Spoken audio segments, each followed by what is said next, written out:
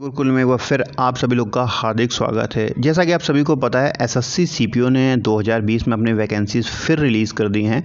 अगर आप SI group में दिल्ली पुलिस या फिर सेंट्रल आर्म पुलिस फोर्सेस में अपना career as a sub inspector के रूप में चैलेंजिंग बनाना चाहते हैं तो डेफिनेटली ये जॉब आपके लिए है।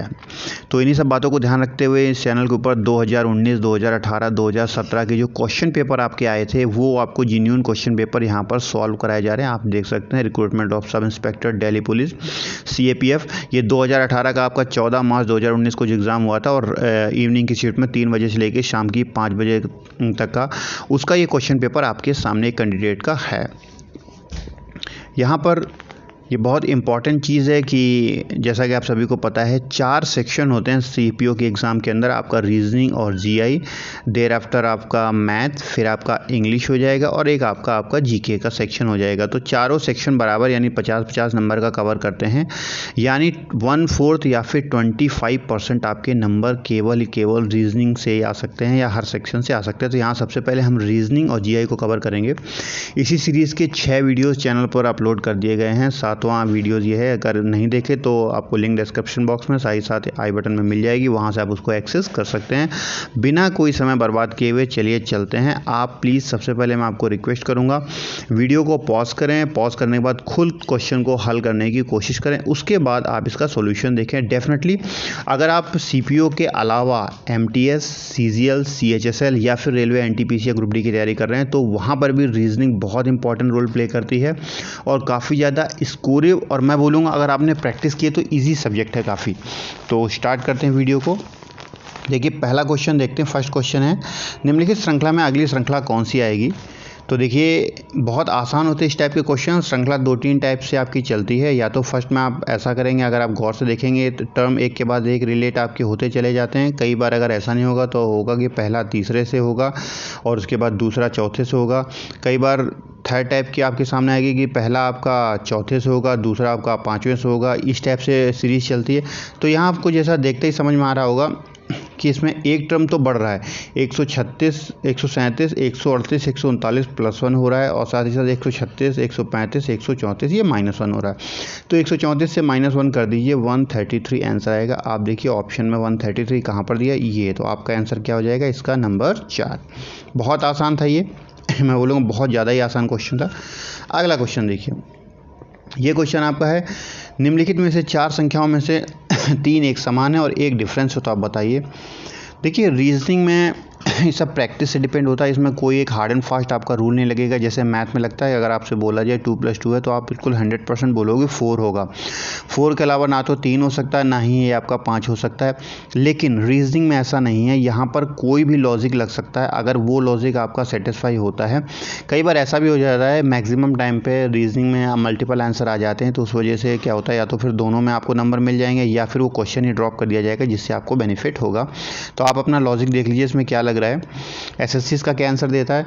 देखिए अगर आप देखें तो इनमें से ये 3 जो संख्याएं आपकी वो 8 से विभाजित होती हैं। 8 चौको 32 और उसके बाद में 8 छंग 48, 8 एकम 8, 8 त्रिक 24, ठीक है, 13 8 104। तो ये 3 8 से डिवाइड होती है, लेकिन ये आपका 28 8 से डिवाइड नहीं होता है।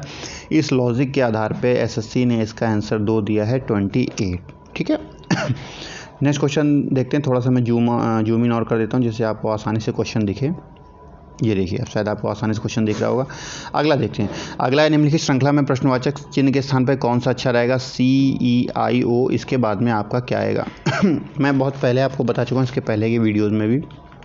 आपको A से लेके Z तक अल्फ़ाबेट बहुत अच्छी तरीके तैयार होनी चाहिए। आपको इनकी प्लेस वैल्यू पता होनी चाहिए कि A नंबर 1 पे आता है, तो अगर E की बात कर लें तो वो 5 पे आता है, J की बात कर लें तो वो 10 पे आता है, ठीक है, T की बात कर लें तो वो 15 पे आता है और उसके बाद में Y की बात कर लें तो वो T 20 पे आता है और O आपका 15 पे आता है और Y की बात कर ले तो वो आपका 25 पे आता है। इस प्रकार से कम ये 5 तो आप याद कर सकते हो, EJOTY, 5 10 15 20 25। साथ ही साथ अगर आपकी मान लीजिए मैं आपसे बोलता हूँ M कितने पे आता है तो आपको तुरंत पता होना चाहिए कि M 13 नंबर पे आता है। साथ ही साथ नंबर 2, आपको अल्फ़ाबेट के विपरीत अपोजिट लेटर पता होने चाहिए। जैसे ए का अपोजिट जेड होता है, अगर ई का अपोजिट पूछा जाए तो वी होता है, एम का अपोजिट पूछा जाए तो एन होता है, ठीक है। इस प्रकार आपको सबके अपोजिट पता होने चाहिए। तो ये अगर चीज़ें आपको पता हैं तो आप क्वेश्चन को तुरंत देख के विजुलाइज कर दोगे और तुरंत आपका आंसर आ जाएगा, आपको समय वेस्ट नहीं करना पड़ेगा। क्यों?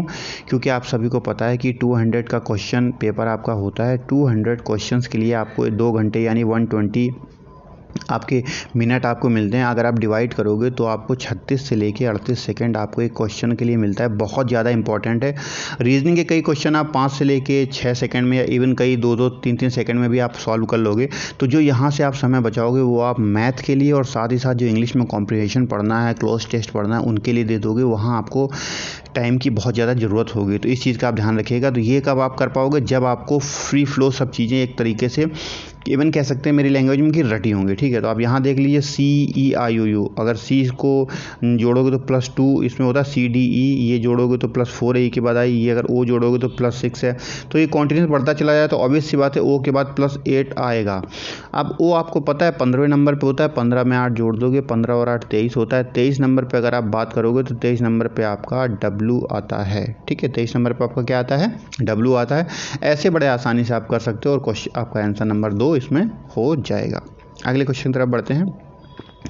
क्वेश्चन नंबर 4 है, निम्नलिखित आकृति श्रृंखला में आने वाली अगली आकृति का चयन कीजिए। बहुत आसान होता है, आई थिंक आप सब इसको बता देंगे। देखिए गौर से करके देखेंगे तो यहाँ सबसे पहले ये लाइन गायब हुई, फिर उसके बाद ये वाली लाइन गायब हो गई। तो ऑब्वियस सी बात है ये लाइन गायब होगी, 1 2 इस टाइप से होगा। अंदर में एक लाइन ऐसे बनी, फिर ये बनी, तो अभी पूरा कवर हो जाएगा, तो ये ऐसे हो जाएगा। तो देख लीजिए ये ऑप्शन में जहाँ पर आप आए तो वहाँ पर आप उसको देख सकते हैं इस हिसाब से। तो इस हिसाब से आपका ये तो हो ही नहीं सकता है, थर्ड भी नहीं हो सकता, फोर्थ भी नहीं हो सकता। इस हिसाब से आपका ओनली 1 बचा। शायद यहाँ पर थोड़ा सा लॉजिक घूमा इन्होंने, जैसे हमने ये किया, ये है हमारे हिसाब से ये होना चाहिए, लाइन गायब होनी चाहिए, लेकिन इन्होंने ये दिया है। तो इस हिसाब से आपका ये वाला आंसर सही हो जाएगा, ठीक है। ये वाला आपका आंसर नंबर 1 आपका सही हो जाएगा। नंबर 5 है अगली, ये भी अच्छा क्वेश्चन है। इसमें पहले गोला दिया है, फिर 1 लाइन आई, 2 लाइन आई, फिर 3 लाइनें। अब बनी सी बात है गोले के बाद में 4 लाइन आपकी आएंगी, लेकिन अब क्वेश्चन सबसे बड़ा ये हो जाता है कि इनके निशान अंदर होंगे या बाहर होंगे, ये आपको फिक्स करना है। तो ऑप्शन में अगर आप बात करें तो शायद सब में 4 लाइनें आपको दी हुई हैं, ओके।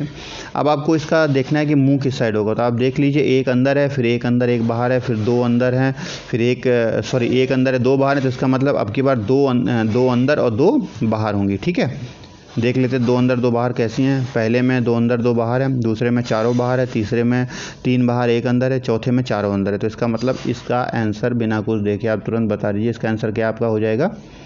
इसका अंदर आपका आंसर नंबर 1, ठीक है। तो बहुत आसानी से 2 अंदर 2 बाहर है, तो आंसर नंबर इसका 1 हो जाएगा। चलिए नेक्स्ट क्वेश्चन की तरफ चलते हैं। थोड़ा जल्दी कवर करेंगे क्योंकि टाइम ज़्यादा हो रहा है। क्लर्क मेल परमानेंट एम्प्लॉयज़, ठीक है। तो बहुत आसान है, आई थिंक ये बहुत ही ज़्यादा आसान है। क्लर्क मेल और परमानेंट एम्प्लॉय, तो ये क्लर्क आपका हो गया, ये आपका मेल हो गया, और साथ ही साथ ये आपका परमानेंट एम्प्लॉय होगा। इस प्रकार होगा, क्यों? क्योंकि क्लर्क आपका मेल भी हो सकता है, फीमेल भी हो सकता है, ठीक है। और उसके बाद जो आपका मेल हो सकता है वो परमानेंट एम्प्लॉय हो सकता है, नहीं भी हो सकता है। और जो परमानेंट एम्प्लॉय हो सकता है वो आपका क्लर्क भी हो सकता है, नहीं हो सकता। तो तीनों एक साथ में कॉमन ऐसे इस टाइप से हो जाएंगे, यही सबसे इसका बेस्ट होगा। आंसर नंबर देखिए यहाँ देखिए 4 में दिया है, तो इसका मतलब इसका आंसर क्या हो जाएगा नंबर 4। 7 देखते हैं। डाइस बहुत आसान है, बहुत ही ज़्यादा आसान है, और हर बार मैंने देखा है कि 1 या 2 क्वेश्चन आते हैं और बहुत ही सिंपल है। समझ लीजिए फ्री के नंबर है, अगर आप समझ जाते हैं। डाइस के अंदर क्या करते हैं, सबसे पहले हम इस टाइप से, जैसे जिसमें हमें अगर अपोजिट फलक पूछी गई तो आप कॉमन लेते हैं कि इसमें कॉमन आपके सामने कौन सा है। 2 कॉमन दिख रहा है तो आप 2 लिख लीजिए, फिर क्लॉकवाइज डाइस को घुमा दीजिए, क्लॉकवाइज। 2 के बाद 4 आ रहा है, 4 के बाद 1 आ रहा है। सेकंड डाइस में 2 सबसे नीचे लिखिए, 2 के नीचे 2, फिर क्लॉकवाइज घुमा दीजिए, 2 के बाद 6 है, फिर 6 के बाद 3 आया। अब देख लीजिए आप, यानी 1 के अपोजिट 3 है, 4 का 6, तो 2 का अपोजिट 1 ही बचा, क्या? 5। तो जब ऊपरी फलक पर 5 है तो इसका अपोजिट क्या हो जाएगा? 2 हो जाएगा। इसका अपोजिट 2, यानी नंबर 1 इसका आंसर हो जाएगा। बहुत आसान होता है, थोड़ा सा तैयार करने की जरूरत है। क्वेश्चन नंबर 8 अच्छा क्वेश्चन है, इसको प्लीज़ पॉज करिए और डेफिनेटली करने की कोशिश कीजिए, बहुत बढ़िया क्वेश्चन है। इसमें दिया है कि 1 2 5 बीच वाली जगह के ऊपर क्या आएगा। तो थोड़ा सा अगर हम गौर करके इसके अंदर देखें तो सबसे पहले आपका दिमाग क्या होना चाहिए पता है? आपका दिमाग स्क्वायर में चलना चाहिए। तुरंत देखते हैं, स्क्वायर, क्यूब, कई बार अंडर रूट आ जाता है, कई बार क्यूब रूट आ जाता है, कई बार प्लस होता है, ठीक है, प्लस होता है, कई बार आपका माइनस होता है, कई बार गुणा होता है, कई बार भाग होता है। तो ये सारी चीज़ें आपको मतलब कि देखते ही तुरंत विजुलाइज करनी चाहिए किसी भी सीरीज़ में कि इसमें क्या क्या पॉसिबिलिटी हो सकती है। तो अब थोड़ा सा अगर आप गौर करके देखें तो ये 1 दिया है, अब ये 2 कैसे आया, 1 का स्क्वायर प्लस 1 कर दीजिए तो आपका 2 आ जाएगा। अब ये 5 कैसा आया, 2 का स्क्वायर प्लस 1 कर दीजिए तो ये आपका 5 आ जाएगा, 2 दूनी 4 और 1 5। अब क्या ये सीरीज़ आगे सेटिस्फाई कर रही है? अब 5 का स्क्वायर प्लस 1 कर दीजिए, 5 25 और 1 26 होएगा आपका, ये 26 आपका आ गया। लेकिन आपको एक क्रॉस चेक और करना है, क्या 26 के बाद में ये 677 इसी सीरीज़ को पूरा कर रहा है? तो 26 का स्क्वायर प्लस 1 कर दिए, 26 क्या होता है 676 प्लस 1 बराबर क्या होता है 677। अब यहाँ एक चीज़ और, आप क्योंकि मैथ भी आपके लिए उतनी ही इम्पॉर्टेंट है जितनी आपकी जीएस और जीके है। अब आपको 30 तक के स्क्वायर और कम से कम 20 तक के क्यूब पता होनी चाहिए, ठीक है, बिल्कुल बहुत रटे होने चाहिए। अगर ये रटा होता तो शायद आप समझ गए होते यार कि 676 आपका 26 का होल क्यूब होता है, स्क्वायर होता है। तो देखते ही शायद आपके दिमाग में लॉजिक आ जाता है कि इसका आंसर 26 है, 5 4 का स्क्वायर 2 का स्क्वायर प्लस 1 होता है, तो ये तुरंत आंसर आ जाता है। लेकिन अगर आपको 26 का स्क्वायर नहीं पता है और 676 आपके दिमाग में नहीं है तो शायद आप इसको कन्फ्यूज़ हो जाओगे और क्वेश्चन को आप ड्रॉप कर दोगे। जैसे देखिए ये कैंडिडेट ने भी इसका आंसर किया है और आंसर नंबर 3 इसका दे रखा है, कैंडिडेट ने बिल्कुल सही दे रखा है, ठीक है। तो कहने का मतलब होता है कि मैक्सिमम ऐसे टाइम पे आप, क्योंकि आपके ऊपर बहुत प्रेशर बिल्डअप होता है तो आप छोड़ देते हो, आपकी समझ नहीं आता। लेकिन अगर आपको स्क्वायर रटा हुआ है तो आप तुरंत कर लेते हैं इसको देखते ही। तो इसलिए मैं आपको सजेस्ट करूँगा 30 तक का स्क्वायर और 20 तक का क्यूब डेफिनेटली आप तैयार करें, तो आपको काफ़ी ज़्यादा आसानी और हेल्प मिलेगी इस प्रकार क्वेश्चन में। क्वेश्चन नंबर 9, नीचे दी गई श्रृंखला में कौन सी श्रृंखला गलत है? अब इसमें पूछ रहा है कि कौन सा जो टर्म है वो रॉन्ग है आपका। तो ठीक है, देख लेते हैं। सबसे पहले तो हम इसमें देखेंगे 3, उसके बाद 3 के बाद 4 जोड़ा है, 3 4 7, फिर 7 बराबर आया, फिर यहाँ पे 7 के बाद में 4 जोड़ा है, फिर यहाँ -2 किया है, ठीक है, 4 -2, ठीक है। फिर उसके बाद में 9 के बाद फिर 4 जोड़ दिया है +4, फिर ये बराबर कोई +0, फिर 13 4 17 +4 और -2। अब देखिए सीरीज़ बनती चली आ रही है, ये देखिए अब ये 4 फिर 0 आपका हुआ, फिर +4 -2, ठीक है, +4 -2, +4 -2 के बाद में फिर क्या आता है आप ज़रा देख लीजिए, +4 आएगा। तो 15 और 4 कितना है 19 यहाँ होना चाहिए इस जगह पे, यानी ये 23 वाला टर्म है, ये आपका गलत है इस सीरीज़ के हिसाब से। +4 फिर -2 किया, फिर उसके बाद +4 आपका आना चाहिए, तो 15 और 4 19 होना चाहिए, जबकि यहाँ 23 दिया है, 23 आपका गलत हो जाएगा। तो यहाँ पर ये आंसर नंबर 2 हो जाएगा, ये टर्म आपकी गलत है। क्वेश्चन नंबर 10, निम्नलिखित में से उस समूह का चयन कीजिए जो इसको फॉलो करता है। जो फॉर्मूला या फंडा या टैक्टिक्स एग्जामिनर ने आपके लिए इसके अंदर सेट की है, वो कौन सा इन चारों में से वो आंसर है जिसमें ये सूट कर रहा है। तो आप थोड़ा सा आप गौर करके देख लें तो आपको तुरंत देखते ही देखते आंसर आपका आ जाएगा। कैसे आएगा, आप थोड़ा गौर करिए। आप इसके अंदर देखिए ये 3 है, ठीक है, 3 के बाद में 4 आता है, तो 4 का स्क्वायर -1 है, ये 4 चौको 16 -1 15। उसके बाद 5 आता है, तो 5 का क्यूब -2 है। अब ज़रा गौर करके देखिए, 3 4 चौको 16 -1 15, 5 25 पंजे 125 -2 123। क्या कोई इस फंडे को फॉलो कर रहा है? अब इन सब में से देखिए तो शायद आप गौर करेंगे तो ये वाला जो ऑप्शन नंबर आपका 4 है, 4 इसको फॉलो कर रहा है। क्यों 4 लिखा? 4 के बाद क्या आना चाहिए 5 आना चाहिए, 5 का स्क्वायर -1 है, 5 25 -1 24, बिल्कुल सही है। अगला उसके बाद 6 आएगा, 6 36 छक्का 216 -2 214 आ रहा है क्या, ये फॉलो कर रहा है। तो इसका मतलब इसका आंसर 4। अच्छा क्वेश्चन था ये। यहाँ पर भी अगर आपको देखिए क्यूब पता है, देखिए 6 का क्यूब पता है, 6 36 छक्का 216, तो देखते आप विजुलाइज कर सकते हो। आपको तुरंत आपके दिमाग में एक होना चाहिए कि 15 है, ये 16 के आसपास है, इसका मतलब कुछ ना कुछ इसका इससे चक्कर है। ये 124 है, ये 125 के आसपास है, इसका मतलब इसका कुछ ना कुछ रिलेशन है। तो ये सारी चीज़ें क्या होती है, प्रैक्टिस से आपको आएंगे और जैसे जैसे आप विजुलाइज करोगे वैसे वैसे आपको इसमें हेल्प मिलेगी। अच्छा क्वेश्चन था ये। क्वेश्चन नंबर 11, कथन निष्कर्ष। बहुत आसान क्वेश्चन होते हैं, थोड़ा सा ध्यान देने की ज़रूरत है। ये बोला है कि सभी नेता राजनीतिज्ञ हैं, तो ठीक है बना दीजिए, ये रहे नेता और ये रहे राजनीतिज्ञ। ये नेता हो गए आपके और ये आपके हो गए राजनीतिज्ञ। फिर है सभी राजनीतिक सुवक्ता हैं, बहुत अच्छी बात है, सभी राजनीतिक, ये हो गया सुवक्ता हो गया। अब आप आ जाइए अपने आप वेन डायग्राम आप बना लोगे 99% आपको आसान हो जाएगा। फिर निष्कर्ष है सभी नेता सुवक्ता हैं। सभी नेता सुवक्ता हैं, ऑब्वियस सी बात है, अगर सभी नेता राजनीतिज्ञ और सभी राजनीतिक सुवक्ता हैं तो इसका मतलब सभी नेता सुवक्ता हैं, तो पहला वाला बिल्कुल सही हो जाएगा। दूसरा, सभी राजनीतिक नेता होते हैं। सभी राजनीतिक नेता, सभी नेता राजनीतिक हैं लेकिन सभी राजनीतिक नेता नहीं हो सकते, तो पहले दूसरा वाला गलत हो जाएगा। तो केवल पहला निष्कर्ष देखिए, आंसर नंबर आपका 2, केवल निष्कर्ष एक अनुसरण करता है। अगला चलते हैं, क्वेश्चन नंबर 12 में चलते हैं। दी हुई संख्याओं में से जिस प्रकार दूसरी पहले संबंधित है, यानी जैसे फर्स्ट टर्म सेकंड से, वैसे ये किससे है। अब आप देखिए, आप स्क्वायर करिए, क्यूब करिए, गुणा भाग करके देखते रहिए, उसके अंदर कोई ना कोई सेटलमेंट आपका हो जाएगा। मैंने बोला जितना प्रैक्टिस करोगे, कोई हार्ड एंड फास्ट इसमें रूल नहीं होता है कि आपका वही रूल लगेगा। ये सब चीज़ें प्रैक्टिस से आप विजुलाइज कर पाओगे जितना प्रैक्टिस करोगे, ठीक है। अब थोड़ा सा अगर गौर करके देखो इसको कैसे इन्होंने हल किया है। 24 को अगर 24 में 4 का गुणा करो, 24 चौको 96, ठीक है। अब इस 24 में 4 का भाग आप दे दो, कितना आएगा 8, ठीक है। सॉरी 8 नहीं आएगा, 6 आएगा, ठीक है। 8 नहीं आएगा, 6 आएगा। तो 96 प्लस 6 बराबर कितना होता है 102। ओके, 96 प्लस 6 कितना हो जाएगा 102 हो जाएगा। क्या इसी पैटर्न को 24 चौको 96 के बाद 6 आया तो 6 आपने भाग करके देख लिया, आ गया। क्या इसी पैटर्न को ये फॉलो कर रहा है। 16 गुणते 4, 16 चौको 64 और 16/4 कर दो बराबर 4, तो 64 प्लस 4 कितना हो जाएगा 68, 68। ये आपका 68 आंसर आ जाएगा। ये इसको फॉलो कर रहा है, ये रूल आपका लग गया, आपने यहाँ लगा दिया। तो इसमें कोई हार्ड एंड फास्ट नहीं होता, जितना प्रैक्टिस करो, क्योंकि आपने देखा 24 है भाई, 24 चौको 96, फिर उसके बाद उसमें 6 का डिफरेंस पड़ रहा है, तो 6 का डिफरेंस 24 का 4 भाग करके 6 आ जाता है, तो क्या उसी फॉलो कर रहा है, तो उसको आपने देख लिया वो फॉलो कर रहा था, आपने उसको आंसर कर दिया तो वो हो गया, ठीक है। वैसे SSC ने भी इसका आंसर यही दिया जो मैंने आपको बताया, 60 आपका उसका 8 ही आंसर आया है, ठीक है। तो ये उन्होंने ट्रिक लगाई थी इसके अंदर। अब हम अगला क्वेश्चन देखते हैं, इसमें मिरर इमेज, ठीक है। इसको दर्पण के सामने रखने पे मिरर इमेज बनेगी। तो आप देख लीजिए सी ऐसे बनेगा, हर आंसर में सी आ रहा है, यानी ये नहीं आ रहा, ये तो आंसर कट गया देखते ही। ऑप्शन पे वर्क करना सीखिए। अब उसके बाद देखिए 9 का उल्टा करेंगे तो 9 का उल्टा ये आएगा, ये आंसर आपका चला गया। ये भी अब 2 आंसर है। अब इन 2 में आप बुरा भाग लगाने की क्या ज़रूरत है।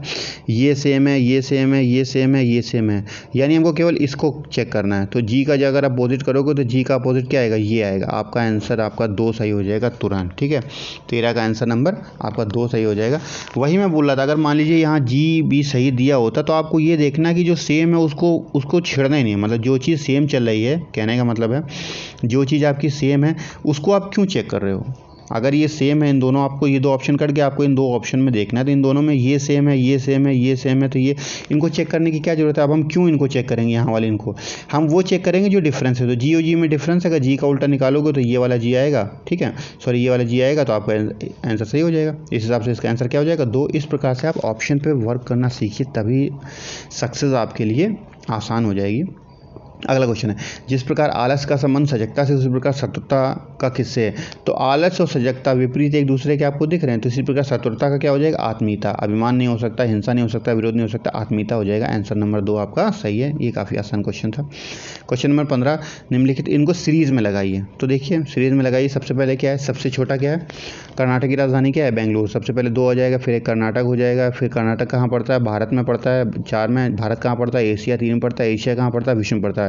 41,435 कहीं दिख रहा है, 41,435 ये है आपका आंसर नंबर 3 आपका हो जाएगा। बहुत आसान क्वेश्चन था, ज़्यादा कोई टफ नहीं था। आप थोड़ा सा देखेंगे कि सीपीओ की रीजनिंग का स्टैंडर्ड है आपका CGL, और उसके बाद में इवन CHSL से भी लो है। मैं लो मान रहा हूँ उनको, ठीक है, क्योंकि आप करके देखोगे तो शायद मेरे हिसाब से तो मुझे आसान लगा। बाकी आप देख लीजिए अपने हिसाब से, आप एनालाइज कर लीजिए।